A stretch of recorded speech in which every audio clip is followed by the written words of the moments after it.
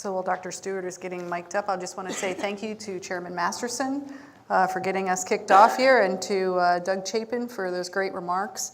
As Commissioner Masterson mentioned, the panel that we have here is called Election Efficiency and Integrity, Improving the Voter Experience. But most of this panel, I think, will be focused on data and the importance of data and how we use it in the elections community.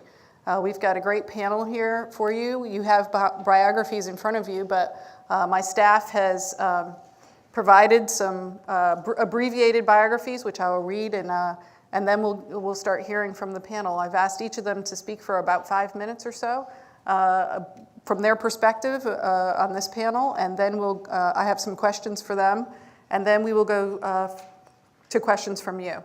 So before I get started, though, I want to thank you all for being here. I'm really excited to kick off the 2018 elections. It's hard to believe it's already 2018. We're kicking off the elections, but election officials have already started working on this the day after their last election. So I know those of you who are election officials in the audience, this is not a kickoff for you, as others have said. It's just the kickoff in January, but you all have been working on this election since the last election. And appreciate all the hard work that you all put in to making our elections so good in this country. So I will do some brief panel introductions, and then we'll get going. To my right is Secretary Barbara Cegavske. Secretary Cegavske has served as Nevada's Secretary of State since 2015. She has more than 3 decades of combined public service and small business experience. Prior to becoming Secretary of State, Secretary Cegavske represented Clark County District 8 in the Nevada State Senate, and before that she was elected to 3 consecutive terms representing Clark County District 5 in the Nevada Assembly. So thank you for being here, Secretary Cegavske. To my left is Dr. Krysha Gregorowicz. She is a senior researcher at the Marsh Group, where she served as a lead researcher for the EAC's Election Administration and Voting Survey, or EVES. And they did a fantastic job for us this year. Let's make that a public statement. And that's not an easy task, believe me.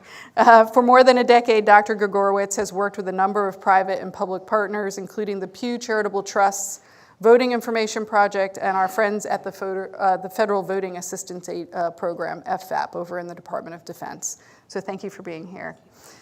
To my far right is Michael Scarpello. Michael is the Registrar of Voters for San Bernardino County, California, which is actually the largest geographical election jurisdiction in the country. Michael has spent more than 18 years working as a Director of Elections in 3 states, and his expertise is in improving operations, reporting results quickly and accurately, and developing innovative programs to assist voters. While Michael has made his mark at each post in San Bernardino County, he has made the election office into a more efficient and effective organization. And I know that from visiting out there. It's quite an impressive operation, including the launch of new applications, a redesign of the county's ballot, consolidation of underused polling places. He's improved poll worker efforts, and much more. So we're excited to hear about what you're doing in your office out in San Bernardino. And to my far left, not maybe politically, I don't know. Probably of me. Probably. I have Dr. Charles Stewart III, who is the Kenan Sahin. Am I saying that right? Okay. Distinguished Professor of Political Science at the Massachusetts Institute of Technology, MIT, where he has taught since 1985. His extensive, and that's probably one of the biggest understatements of the day, research includes close looks inside congressional politics, elections, and important American political developments. Those of us in this room have come to rely on Charles's undeniable ability to help us better understand voters and how election administrators can best serve them. So thank you very much for taking time out to be with us today. I've asked, like I said, each of the panelists to make about a 5-minute presentation, and I will start on my far right with Michael Scarpello, and they all have some notes, I think, in front of them instead of PowerPoint. So take it away, Michael. Well, thank you for allowing me to serve on this panel with such accomplished co-panelists. I got to warn you, I'm an elections geek also, and I can go for hours about this stuff. So I know we've got a very short period of time, so I'm going to refer to my notes to keep me on track. the goal of a local election official is to conduct elections in a fair, accurate, accessible, efficient, and transparent manner. So meeting that goal is difficult because our budgets are tight, our staffs are small, we rely on temp workers and poll workers, and the expectation is perfection from the media and the public. And so that's very difficult. So we're constantly thinking about new ways to improve our processes. And one of the ways we can do that is to use data. So we typically collect raw data, we analyze that data, and then we use that data to convert it to information to improve our processes. Traditionally, the analysis to prepare that data has been simple. We look at the number of registered voters, we look at the historic turnout, we analyze how many locations, how many ballots, and we have put those computations into law. The issue, though, is that many times those computations are based on averages, and averages across the county. And averages are, that's helpful, but it can be problematic because if we base things on averages, sometimes we underestimate how much supplies, ballots, et cetera, we need, and sometimes we overestimate and we waste money. So it's, in reaction, many election officials like myself around the country have spent a lot of time crunching data a lot more to try to be more efficient. In my 18 years in this business, I've challenged my staff to crunch their numbers, and I always tell them they should have paid attention in math class. And so I remind them that everything we do has to be based on numbers. In fact, we believe in it so much that we created an elections analytics department, and we have an elections analyst that does nothing but crunch numbers and develop processes all day for our different departments. So we currently analyze data in every area of our organization, and the process kind of goes like this. We collect data. I'm just going to give you an example, about how we look at polling places, for instance. So we collect data about the polling places. We find and inspect accessible polling places and quality locations. I think we're going to talk about that this afternoon in one of the panels. We inventory the number of parking spaces at those locations. We measure the square footage. Then we collect data about voter behavior. We know that historically we look at voter turnout, but we also look at where people live, and we also look at when they vote. And we measure when people vote by the hour. And this is something that's kind of unique, and I don't think too many counties do that around the country. We also look at how people vote. Did they vote a regular ballot? Did they vote a provisional ballot? Did they vote a vote by mail? Or did they just drop off a vote by mail ballot at that location? And then we also predict how the voter will behave on that election day. So we do simulations. We look at how long it takes a voter to drive to their location. We look at how long it takes them to park their car, walk into the location, how long it takes to process that voter, and to then vote that ballot for that particular election. Is it a long ballot? Is it a short ballot? And then to return to their car. So we gather that data. We also gather data about our poll worker behavior. How long does it take our poll workers to process a person? How long does it take for a provisional supervisor to process a provisional voter? Then we take all this information and we crunch it. We take this data and we calculate the capacity of each of our polling places.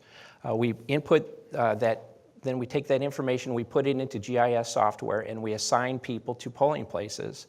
So, because the goal is to keep every polling place busy and be efficient, but not to have any polling place be overwhelmed and have too many voters and then have lines. We also project the number of voters by the hour at each polling place.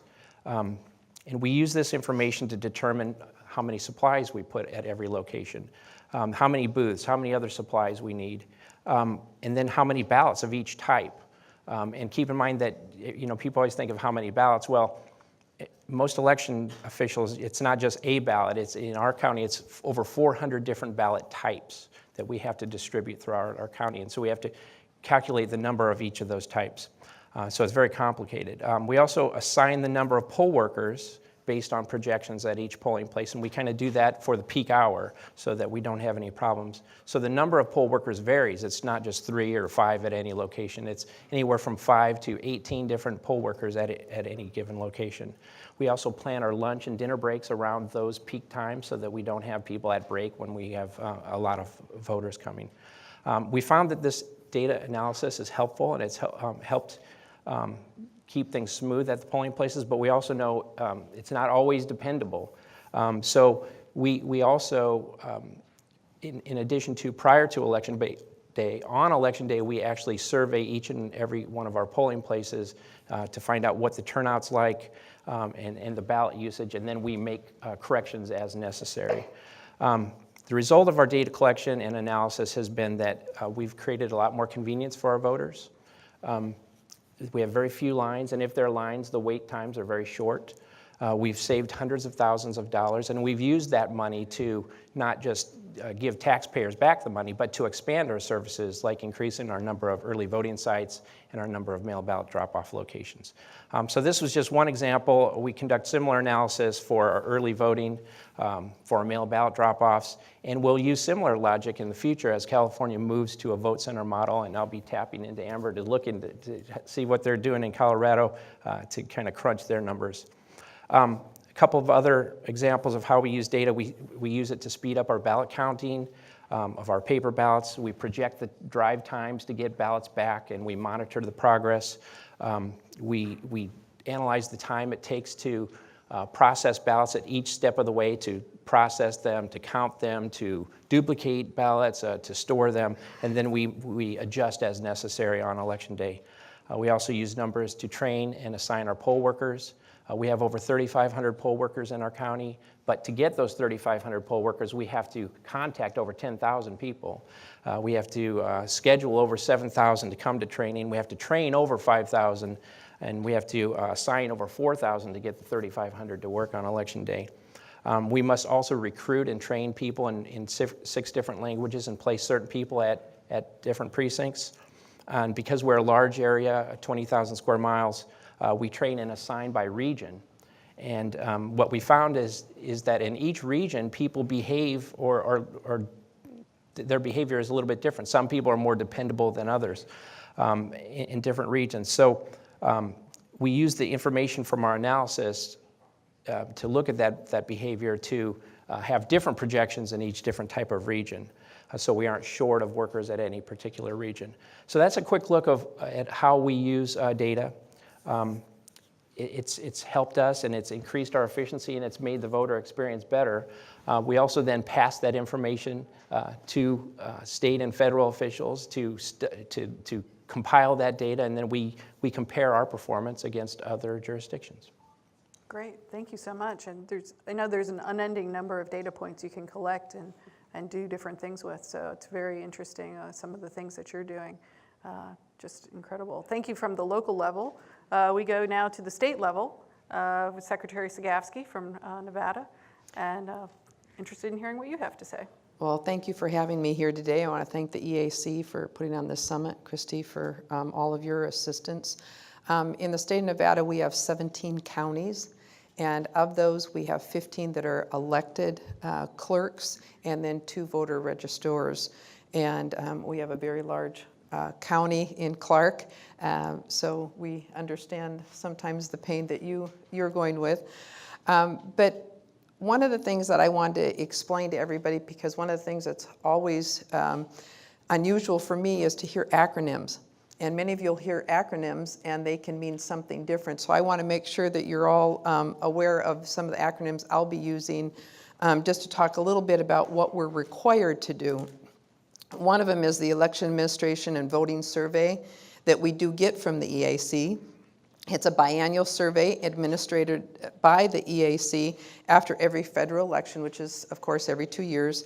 And that data that's collected includes voter turnout, voter registration, pre-election voting, absentee voting, military and overseas voting, polling places, poll workers, and provisional voting. We also have what is the VRA, which is the Voter Registration Agency, and it's a government agency designated by the federal or a state law that is required to offer its customers or clients, in most circumstances, the opportunity to register to vote. VRAs include the DMV, public assistance agencies like welfare or employment assistance agencies, agencies that provide service to people with disabilities like aging and disability service division, and military recruitment offices. The next one that you'll hear a little bit about is the covered transactions. And every time a customer or a client with a VRA is requesting a service, filling out a form or application, the VRA is required by law to give the person the opportunity to register to vote. These interactions are called covered transactions, and two examples for us in Nevada, that is when you're going in to do anything with your driver's license at the DMV, or a person submitting an application for welfare assistance. And then the National Voter Registration Act, the NRVA, that is a 1993 federal law, also known as the Motor Voter Law, that requires the DMV and public assistance agencies to offer the opportunity to register to vote. So with those, I just wanted to make sure that everybody knows our acronyms. In Nevada, we use data to improve the administration of elections and voter experience in several ways. And among other things, the Office of the Secretary of State is currently focusing on transactional data to monitor the effectiveness of voter registration agencies. So on a regular basis, we're looking at what they give us to find out if it's accurate and if there's any issues that we might see. We coordinate routine reporting with voter registration agencies and Nevada local election officials as well. And the voter registration agencies record and report the number of covered transactions, whether the client chooses to register during the covered transaction or if they're going to send it in later or give it to somebody else. Those numbers are tracked. We know that they have them, and that's where they got that application. And the number of voter registration applications each local VRA office transmits to the county election office. We also, the local officials, track and report the number of valid applications received from each voter registration agency, as I said, and then send that information to the Secretary of State's office. And the Secretary of State receives monthly reports from the Department of Motor Vehicles. We get from also the Health and Human Services, and these reports are made available online for the Secretary of State Nevada at www.nvsos.gov. And we also have a program that monitors data to identify and correct any potential complaint or compliance issues, as well as identify best practices. And I'll give you an example. If a significant decrease from previous reporting periods is identified in the number of completed voter registration applications being transmitted from a voter registration agency to a local election office, the Secretary of State program staff and the voter registration agency will investigate to determine the cause and whether any corrective action is necessary. And we do that on a regular basis between the two agencies. Then we're evaluating the disposition of completed voter registration applications among offices is another metric program staff uses to identify where review and corrective action might be necessary. And an example of that is a local voter registration agency's office that exhibits lower than average completed voter registration applications or rejected applications can indicate potential issues during the covered transaction and the need for VRA staff to review training materials. The Secretary of State's office puts this data collection into charts and graphs, which allows for the review of large amounts of data at a glance, and as well as the identification of significant statistical variations. Visuals also allow for quick comparison of data over a period of time and other data sets. And the example for this is the Department of Health and Human Services reports multiple figures for more than 100 offices on a monthly basis. In the raw data format, interpreting this data can be daunting, but by placing this data in a scatter plot or a line graph program, staff can easily determine if there's any deviations. And then collecting this data on covered transactions from voter registration agencies allows the Secretary of State to be proactive during conversations with any of the advocacy groups. And Nevada uses voter registration and turnout also to identify best practices at the local levels. So we feel very, very confident in the information that we're getting and being able to work with any of the agencies in Nevada to see if we have any issues or where we might need to go in a different direction or look at how we might need to change what we're doing. So look forward to the next part. Yeah, I think as both of these little presentations have pointed out, really the goal here is to make the process better for the voter and serve our taxpayers better as well. We're all public servants, at least this side of the aisle is, and collecting that data makes a big difference on how we can make the voter experience better and more efficient. So from the west side of the country, I'm now turning to the other side of the country, and the two panelists to my left here are both researchers, academics, and interested in hearing what you all have to say on what you've seen with the data and how to make things more efficient and bring more integrity to the voting process. So Dr. Krysha Gregorowicz, thank you. Hi. Thank you so much for having me today. My name is Krysha Gregorowicz. I'm a senior researcher at Ford's Marsh Group. We had the honor of working with EAC this year to administer the 2016 Election Administration and Voting Survey. I'm happy that I got to follow our election officials because I think these are exemplary of how powerful data can be if used correctly to improve our processes and really evaluate whether the policies that we have in place, the processes, and the investments that we're making in the election system are having the intended effect. The big challenge that we dealt with as part of the Election Administration and Voting Survey is how can we learn from each other? They talked about elections create so much data, and we have great examples of harnessing that data to do one's job better and make sure elections are run well.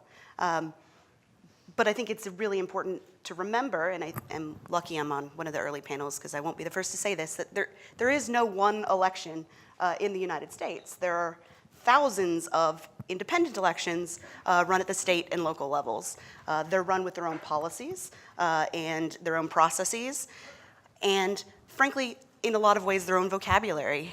When we talk about acronyms and defining those, that's really important because without having common definitions of what these data are and what we can do with them, we really struggle to talk to each other.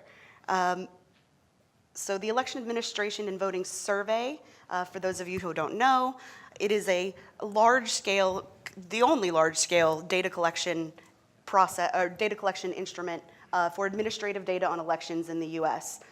Calling it a survey is, I think, a bit of a misnomer. It's really a census of election administration in the United States, covering a variety of topics: registration, turnout, absentee voting, military and overseas voting, technology, and our processes.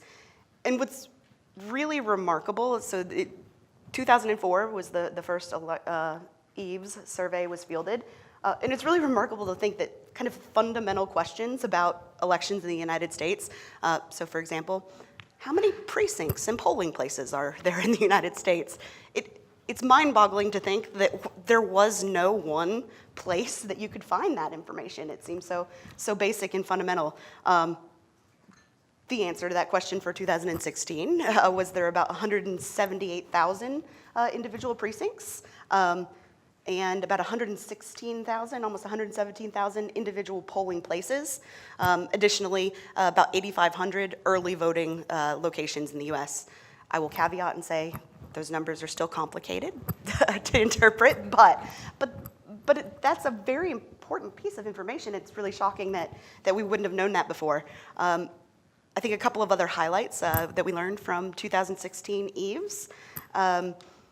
There were about our local election and state election officials processed about 77.5 million registration forms. By far, the DMV, our Department of Motor Vehicle offices, about a third of them were coming from our DMVs.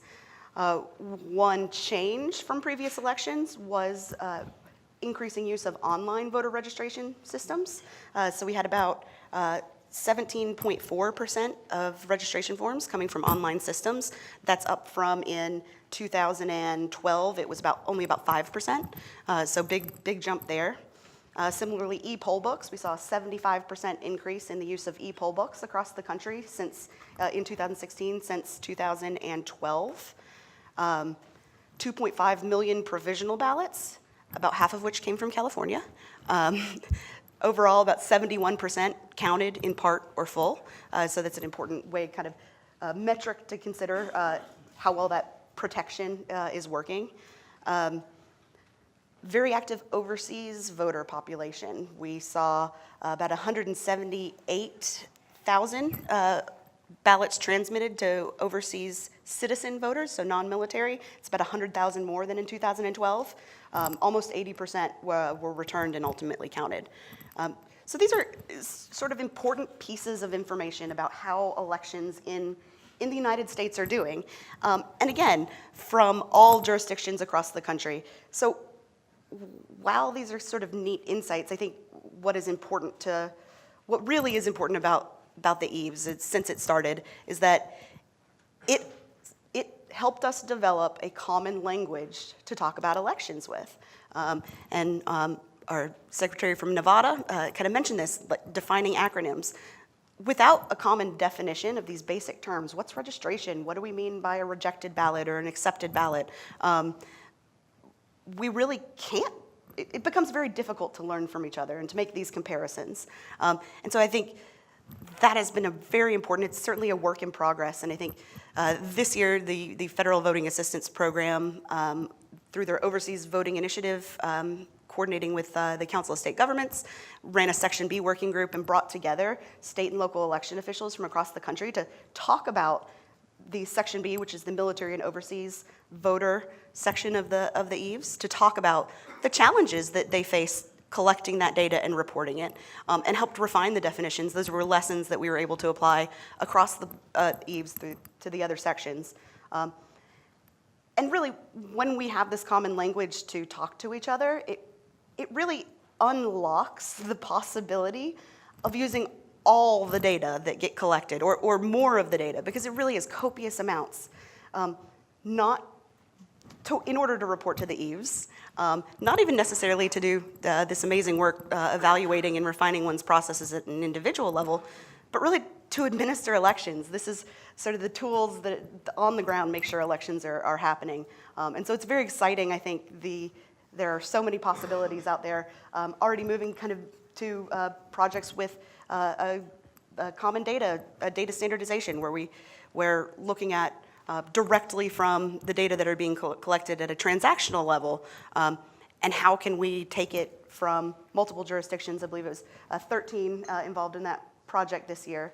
How can we make these transactional data talk to each other to standardize it in a way that we can gain insight into the election process and improve the election process in the United States. So very exciting opportunities in the future, and I think the EVES is such an important part of that.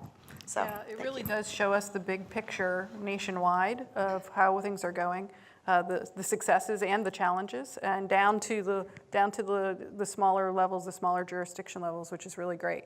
And as we continue to work on that with our partners in the federal government and on the ground in the states and local jurisdictions, and of course our researchers, will make it even better. I think it's invaluable information. So with that, I will go to Dr. Stewart. Thank you so much for being here again. I'm looking forward to your comments. It's great to be here, and thanks again to the EAC for inviting me this morning. Actually, I want to start with the quip that Christy made in the introduction about our relative political locations, and I think that's actually a good place to start. You know, those of us who are in this business of researching elections, and especially trying to make them better, oftentimes talk about making it easier to vote and harder to cheat. And I think that's the goal that we all share in as we try to make elections better. And this movement toward data-driven election administration is really an effort to try to understand the degree to which we might have certain values that determine maybe how we think about achieving those goals. But oftentimes, we can decide some of those questions based on the facts.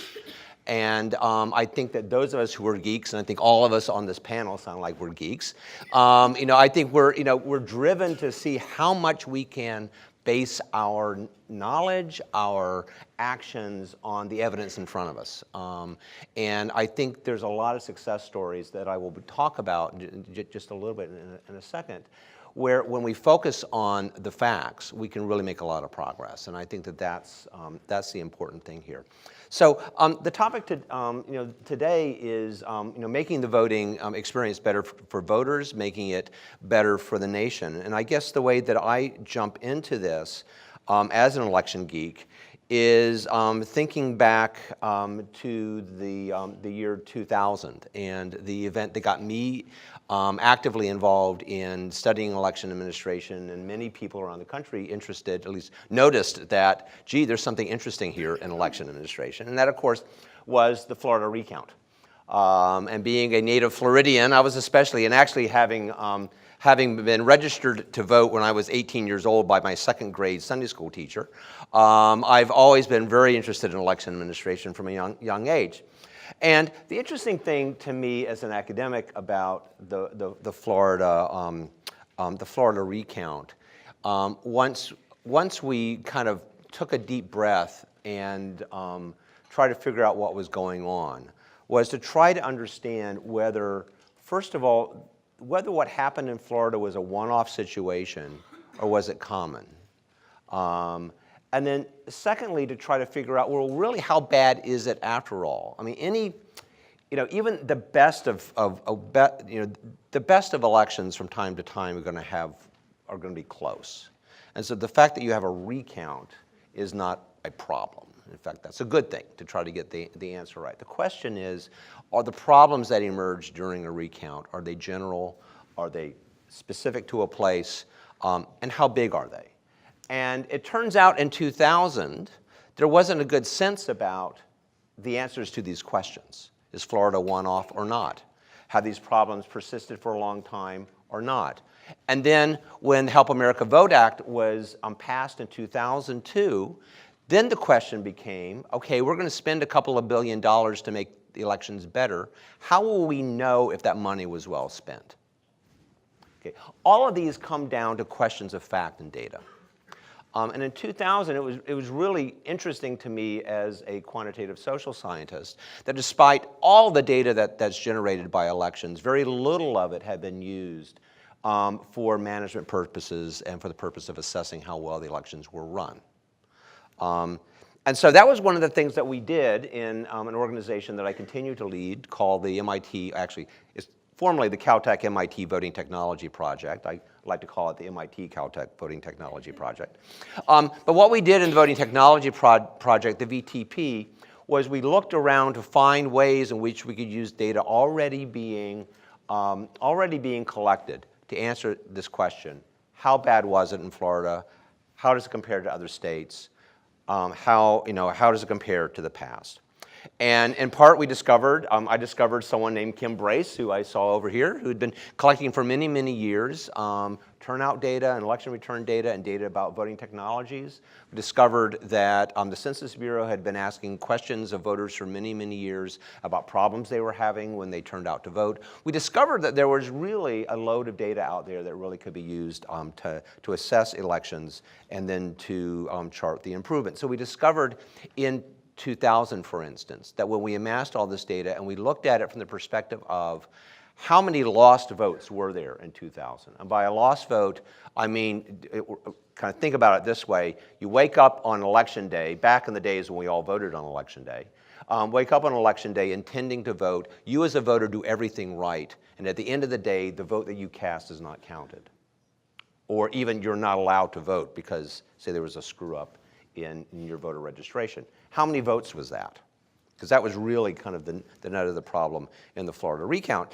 And what we discovered in, for instance, from Kim's data, that between 1.5 and 2 million votes on that election day were lost because of failures in voting machines, hanging chads, poorly maintained mechanical lever machines, those sorts of things. Almost up to 2 million voters that day in an electorate of 100 million. We also were able to calculate that between 1.5 and 3 million people did not get to vote because of problems with voter registration. We further discovered that around 1 million people walked away from the polls because of long lines or other problems that they faced in the polling places. And then an unknown number at the time of problems with absentee ballots, which we've later discovered to be of a similar magnitude to the numbers I just mentioned. So millions of people in 2000, and also in 1996 and 1992, had done everything right and didn't have their vote counted. Okay, that's where we were in 2000. Fast forward to the present, have those billions of dollars and the EAC and these other efforts been worthwhile? Well, it turns out using the same methods, we see that roughly 3/4 of those votes that were lost because of voting machine problems have gone away. About half the voter registration lost votes have gone away. About 1/4 of the polling place problems have gone away. In other words, we have in the 2016 election, the 2012 election, the 2008 election, the 2004 election, there have been a couple of million more voters in America who had their votes counted purely because we got better at running elections. And we're able to document that. And that's a really valuable thing, both for us to understand how well our democracy runs, to understand that we can make it better, and to understand how to use our limited resources that have been mentioned several times to target where to make things better. So, as an academic, I'm interested in these things just because I'm curious about everything in a kind of a perverse way. But I think that the use of data like this that comes from a wide variety of sources can help us to pinpoint where problems are. And as an aside, if you oftentimes when one discovers that there are problems with voting machines or long lines, it's very hard to tell, is this a problem everywhere or is this a problem a few places? And understanding not only the magnitude of the problem, but exactly where to focus attention is a really, really important thing. And so it turned out that in 2000, for instance, just about everybody had problems with voting machines. In fact, there was one state, and I don't want to shame anybody, so we'll just make up a name and call it Schmorgia, had even bigger problems than Florida in terms of lost votes and poorly maintained voting machines. Guess what? They got to the data before we did, and they got really good at their voting machine management. Okay, so targeting, figure out where the problems are, and going after the problems. There's a similar story from 2012. Back in the in the simpler days of 2012, when all we cared about was people waiting in line a long time, rather than the things that came out in the 2016 election, it was kind of a similar thing. Well, how bad is the line problem? It turns out that just about every newspaper or news website in America on Election Day has a picture of a lot of people standing in line waiting to vote at 7 o'clock in the morning. Well, is that generally true? Or is it just because there's like one precinct everywhere and everywhere else is good? So how extensive is the problem? Where should we concentrate our resources? And how will we know when we did better? So this is a case where it's not that election officials have been gathering data in this area so much, although it sounds like in San Bernardino they have been. But again, we've been able to amass data in order to, first of all, assess where the problems are and then to address the problems and make things better in 2016.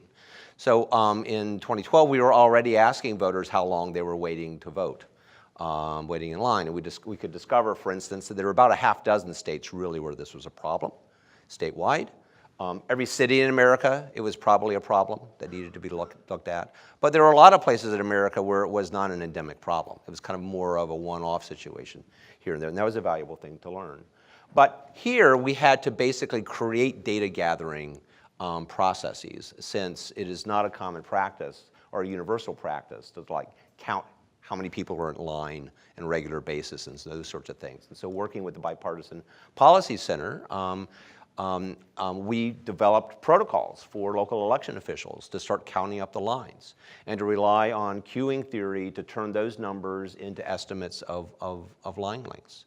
And I can report that in 2016, when we went back and asked voters how long they waited in line, those states that had really long lines in 2012, and I will name them, won't make up names, South Carolina, Virginia, Maryland, those sorts of places, their lines were, in Florida, famously Florida, their lines were cut in half or cut in by 3/4. And part of that is that's a story of a lot of different things going on, but part of that was a story of figuring out ways to instrument actual polling places, to understand where the problems were, because every polling place wasn't a problem child, and then to respond. And so from my perspective, whenever I give my big talk about how elections are going in America, and those of you who have seen the 1-hour version of this talk, I oftentimes will start with one of my favorite videos, which is by Charles and Ray Eames, which many of us saw when we were in high school or in college, about the powers of 10. I used that video to illustrate how there are different levels of understanding the world, one of which being elections. And we can understand what's happening at a national level, a state level, a county level, or at polling places. And in order to get elections right in America, we need to understand all of those levels and what's happening at all those levels. And I think that a comprehensive program of assessing elections in America are looking at all of those levels. The final thing I will say, just to close up, is that due to the generosity of the Carnegie Corporation, I have a year off to write a book about elections in America. And the subtitle of it, the working subtitle is, well, the working title and subtitle are Voting in America, Doing Better But Feeling Worse. And the subtitle is just to point out where there continues to be oftentimes a sense that America is, in certain places, are just sort of a banana republic and we can never quite get it right. I think that the story is quite a different one. The evidence is we actually are getting better, and we do have a positive story, and that there are challenges. The trick is to measure where the challenges are, to instrument voting so that we can use our limited time and money efficiently to make elections even better and overcome the new challenges that continue to be thrown at us. So, thank you. Thank you, Dr. Stewart. And I joke about our relative political positions, but really the great thing about the elections community is that we all do come together, focused on what are the facts, how can we find common ground and make the experience better, both for election administrators, for those reporting on it, especially for the voters. So, we have, even though we are, possibly of different parties, all throughout our community, we do all have the same focus, and that is making sure that people get out to vote and that their experience is a good one, so they continue to vote. So with that, I'm going to ask a couple of questions of the panel, and then we'll go to the audience.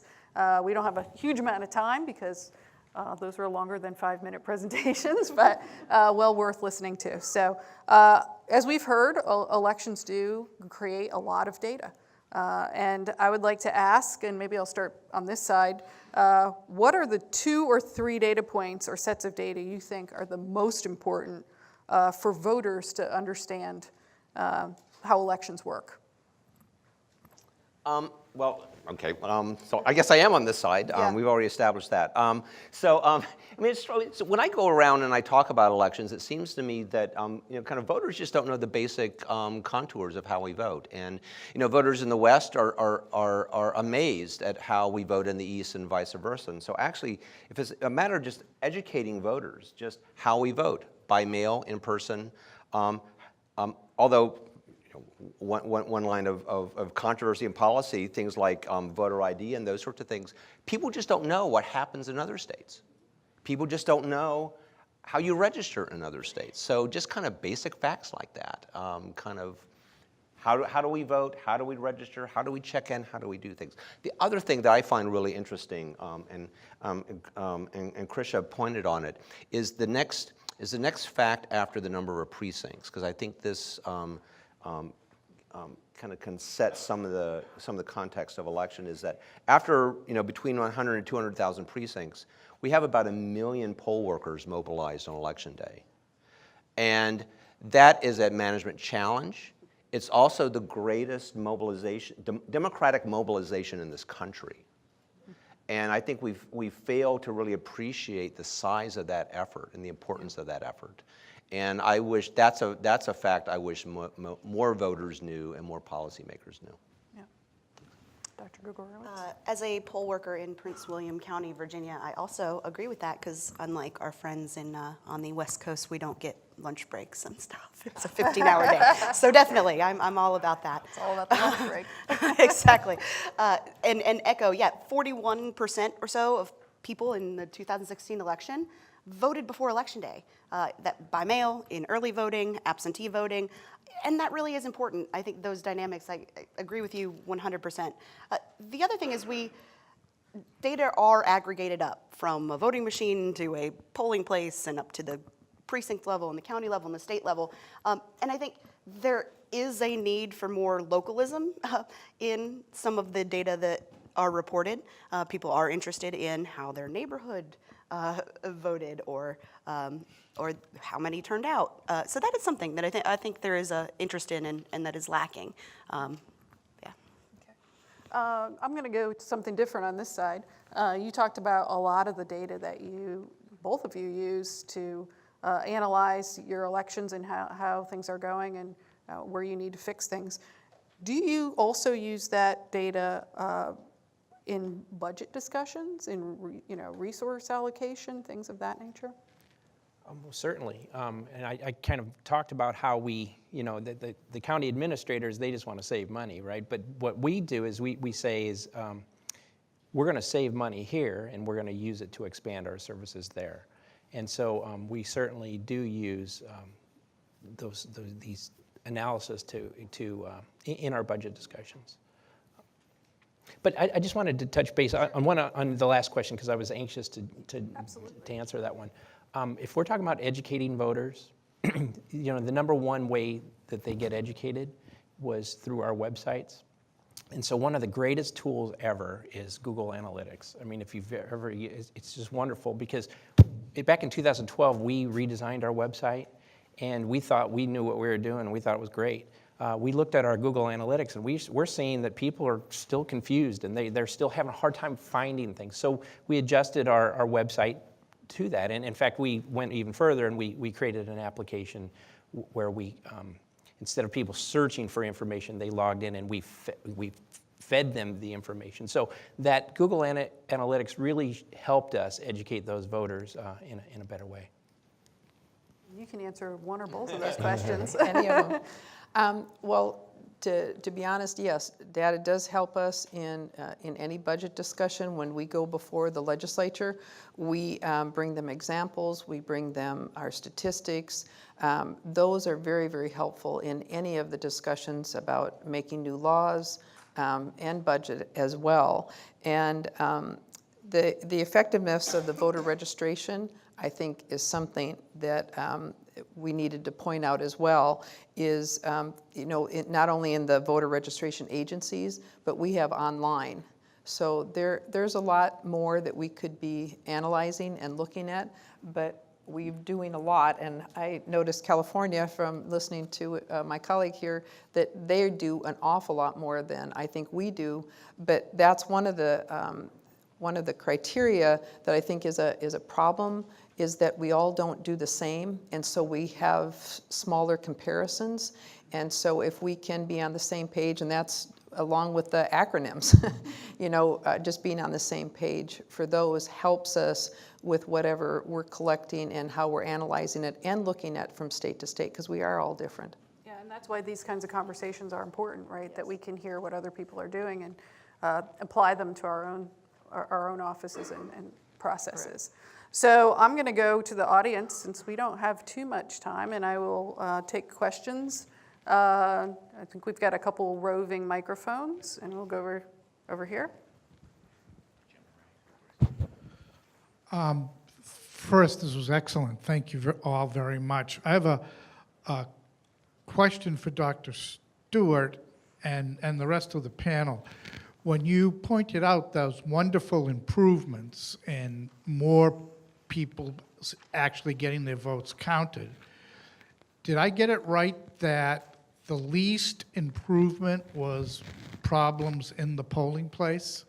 And if I heard you properly, I'm wondering if you and the panelists have any ideas about what can be done to improve that area. So, Thank you. so I mean, just Dr. very Stewart? quickly, since Jim directed the question to me, but I'm sure actually the rest of the panelists have better ideas than I do. Yes, you heard me right, and you know which is that it's the polling places that have been kind of lagged behind from 2000.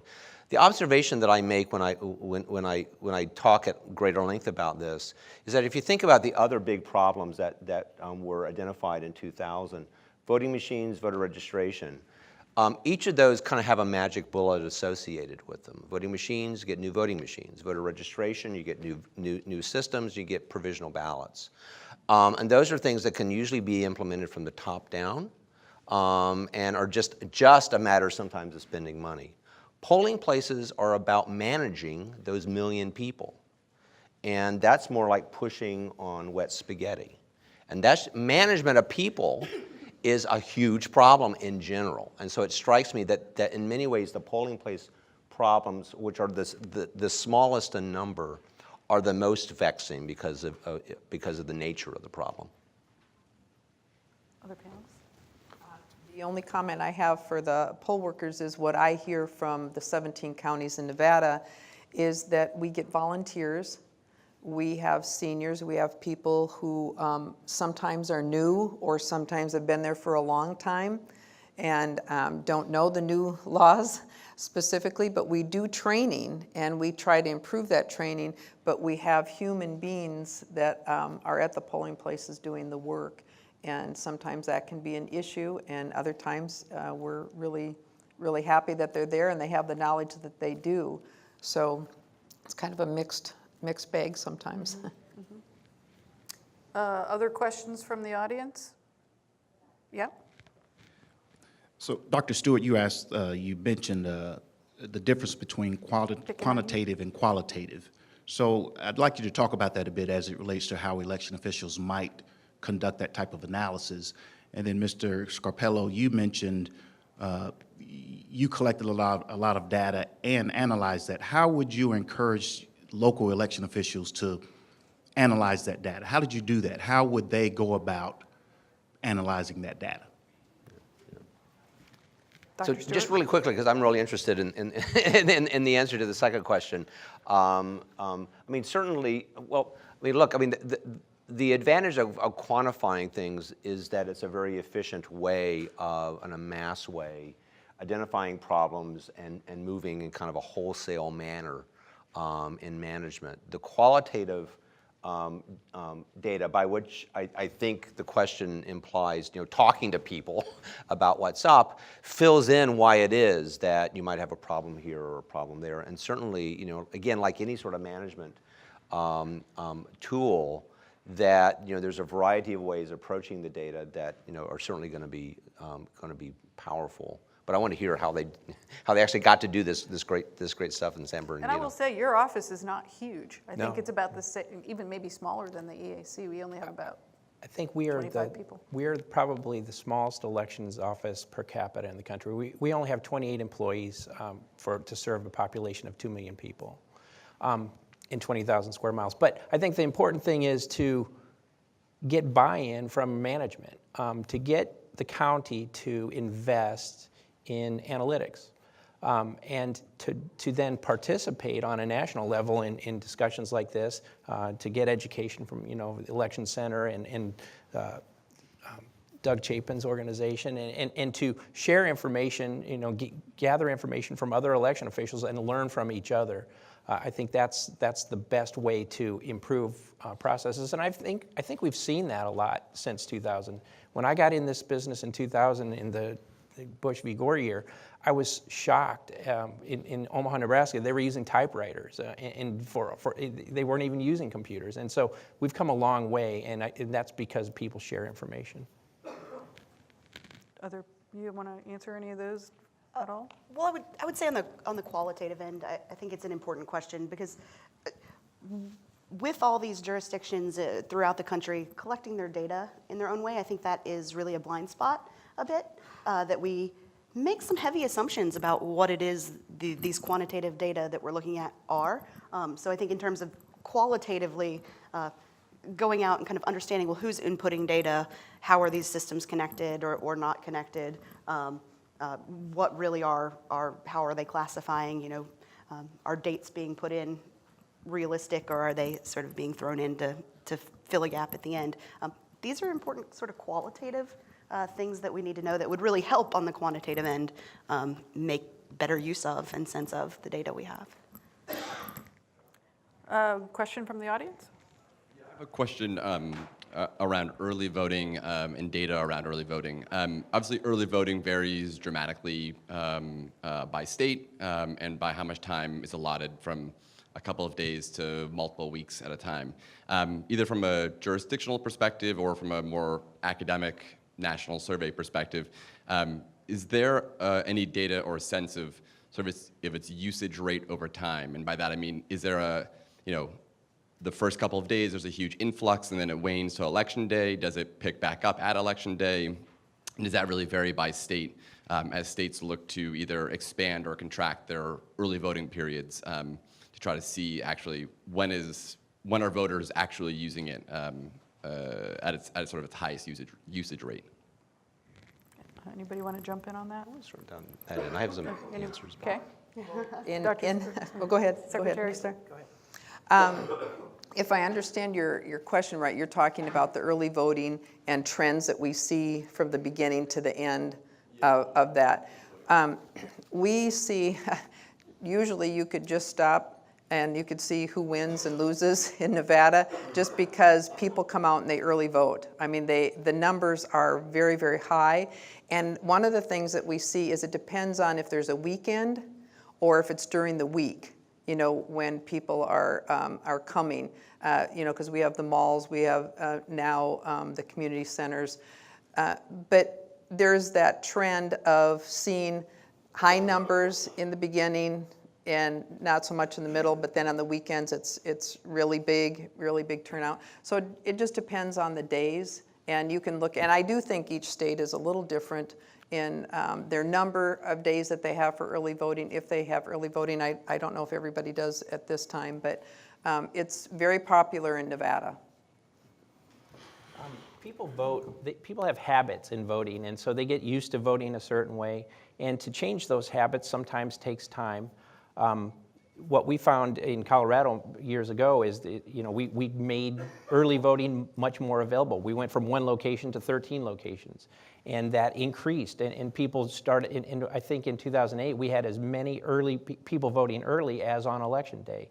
And then, of course, then that concept, Amber took that concept and expanded it to have early voting all the time. It's the vote center model. And so what we're kind of going through that transition in California right now. We're expanding our early voting. It's starting to catch on. This last presidential year, early voting in our county exploded, and we expect it to continue to grow in the future. Just really quickly, many states vary in the actual data they release, and if one is inclined to kind of dig into voter files, I love giving a shout out to North Carolina because they basically put all their data on an FTP site. You just go and suck them dry. And one of the files they have is what they call it's all within their absentee file. but you can get down to the time of day of all the early voters from the beginning of their early voting. And I mean, I think that's a great sandbox to learn about these sorts of questions for people who are really into crunching numbers. Question from the audience. Hi, Lulu Breistat with alternate.org.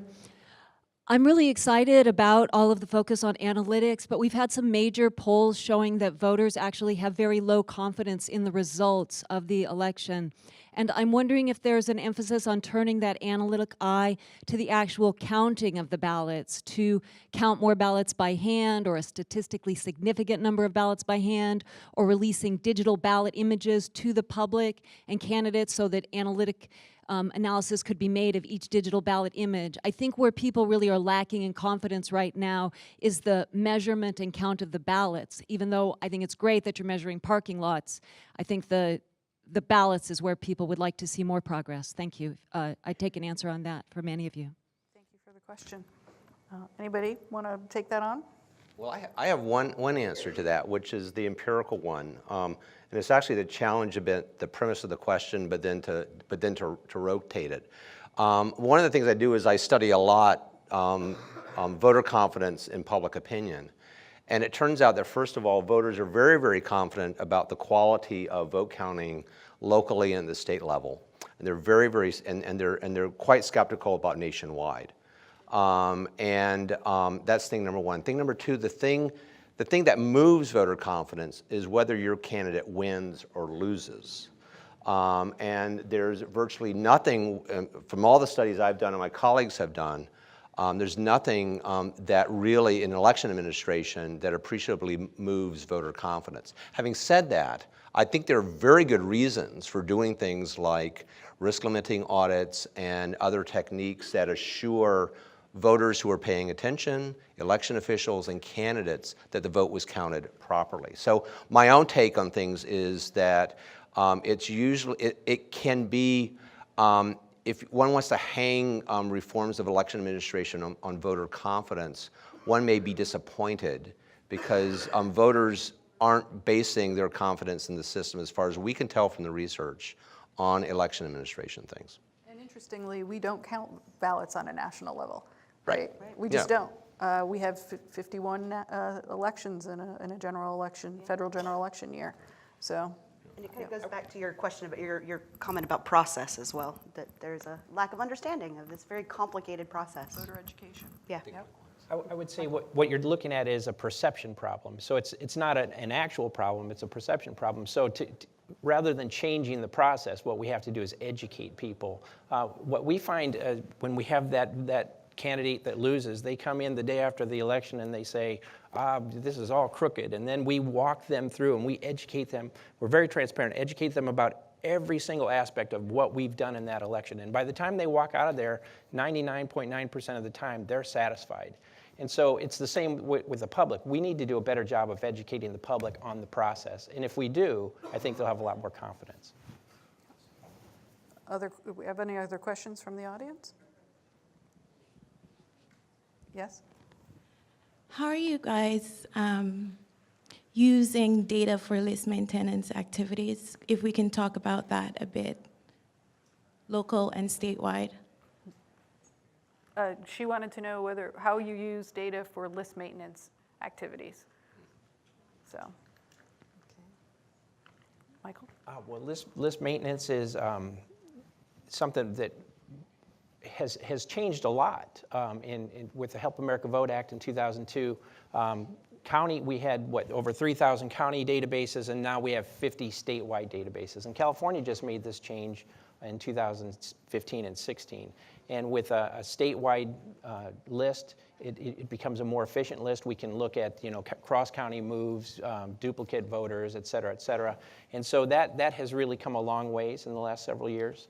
And that is going to expand. And hopefully, we see a consortium of counties or states that have put their list together, and we see cross-state moves. And so that data will get even better and better as time goes on, and with the use of mass databases, et cetera. Yep. Well, we've come to the end of our discussion here. We could have gone on for a lot longer. I think as election geeks, we can endlessly have discussions about data and how we use them. But that was a fantastic discussion, and I want to thank each of my panelists for generously giving of your time to be here. I really do appreciate it. And I want to also thank all of you, our audience, for your thoughtful questions. And we'll now take a short 15-minute break and reconvene in this room at 11:15. Thank you very much.